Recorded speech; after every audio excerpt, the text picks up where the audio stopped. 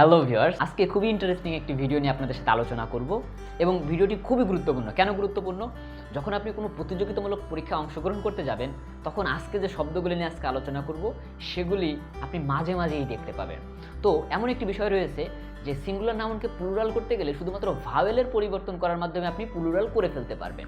যেমন ধরুন টুথ একটি শব্দ, এখানে ডাবল ও এটা ভাওয়েল রয়েছে। যদি আপনি প্লুরাল করতে যান তাহলে করতে হবে কি teeth, T double E TH, teeth করতে হবে, তাই না?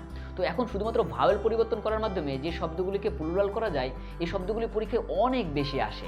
তো সেই শব্দগুলি আপনাদের অবশ্যই জানতে হবে। তো এই ভিডিওটি দেখার পর সেই শব্দগুলি অবশ্যই আপনি পেয়ে যাবেন। তো চলুন সেই শব্দগুলি আমরা দেখে নিই। শুধুমাত্র ভাওয়েল পরিবর্তনের মাধ্যমে সিঙ্গুলারকে প্লুরাল করা সম্ভব। তো চলুন দেখে নেওয়া যাক কিছু শব্দ। ফুড, এখানে দেখুন ডাবল ও, এটা কি দুটা ভাওয়েল না? নিশ্চয়ই ভাওয়েল, তাই না? আমরা জানি ভাওয়েল হচ্ছে 5টি, এ ই আই ও ইউ, এখানে ও রয়েছে। তাহলে শুধুমাত্র এই ভাওয়েল পরিবর্তনের মাধ্যমেই আপনারা সিঙ্গুলারকে প্লুরাল করতে পারবেন। Foot feet, tooth teeth, louse lice, mouse mice, dormouse dormice, goose geese, man men, woman women.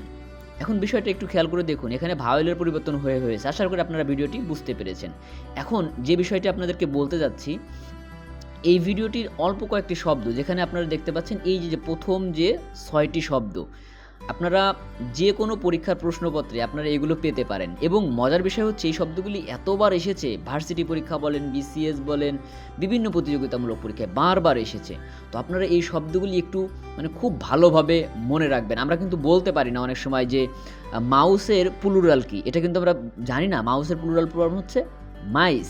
আবার ধরেন লাইস, লাইস হচ্ছে আমরা জানি এটা হচ্ছে কি, অনেকগুলা উকুনকে আপনি লাইস বলতে পারেন। তো এটার সিঙ্গুলার হচ্ছে লাউস, এটা কিন্তু আবার আমরা জানি না। তো এইভাবে কিন্তু ব্যতিক্রমধর্মী প্রশ্নগুলা কিন্তু হয়। তো আশা করি আপনারা এই যে শব্দগুলি যদি মনে রাখেন, তাহলে আপনাদের আর সেই প্রশ্নগুলির সমাধান করতে কোনো অসুবিধা হবে না। তো ধন্যবাদ সবাইকে ভিডিওটি দেখার জন্য।